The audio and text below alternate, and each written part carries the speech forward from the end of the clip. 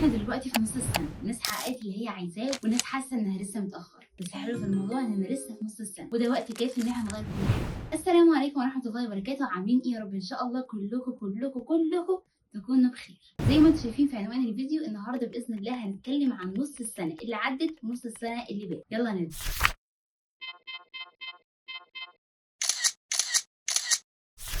الفيديو ده مش هينفع تتفرجي عليا وانتي بس قاعده كده، لازم يبقى معاكي ورقه وقلم، كوبايه قهوه يعني عشان نبقى برضه بندردش.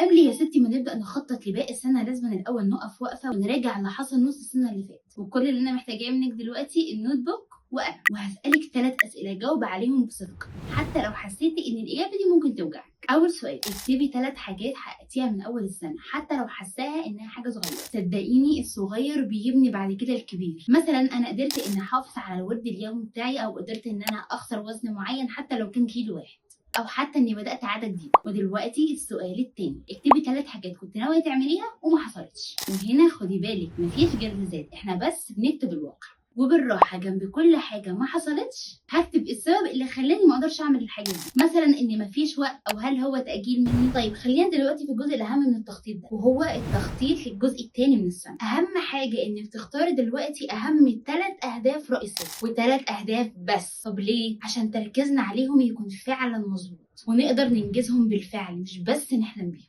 طيب دلوقتي ناخد خطوه. اختاري اهم 3 حاجات بالنسبه لك، ممكن تكون كبيره او صغيره، بس اهم حاجه تكون قابله للتحقيق، زي ان اطور مهاره معينه، او ان ابدا عاده صحيه جديده، او حتى ان اصلح علاقتي مع حد معين. وبعد ما تختاري اهدافك، قسمي اهدافك لمهام صغيره تقدري تعمليها كل اسبوع. المهام دي هتكون خطوات ثابته، يعني اساسي كل يوم امر عليها. ليه؟ لان هي بتقربك لهدفك من غير ما تحسي ومن غير اي ضغط. تالت حاجه هنعملها اننا نراجع تقدمنا كل شهر، نشوف ايه اللي اتعمل وايه اللي محتاج تعديل تاني. التتبع ده هو اللي هيخلي هدفك حي وبيعيش معاكي، مش بس مجرد امنيه. وافتكري مش مهم خالص الوقت اللي ضاع، المهم ازاي نستفيد من اللي باقي. لو بداتي صح من النهارده، كل خطوه هتقربك لنسخه افضل من نفسك، اللي هي النسخه اللي انت فعلا عايزاها. انا عارفه ان التخطيط مش دايما سهل، واوقات كتير بنحس ان الوقت فعلا فات، بس المكان اللي انت فيه ده هو المكان اللي ربنا كاتبهولك دلوقتي، وكل يوم بتطلع الشمس فيه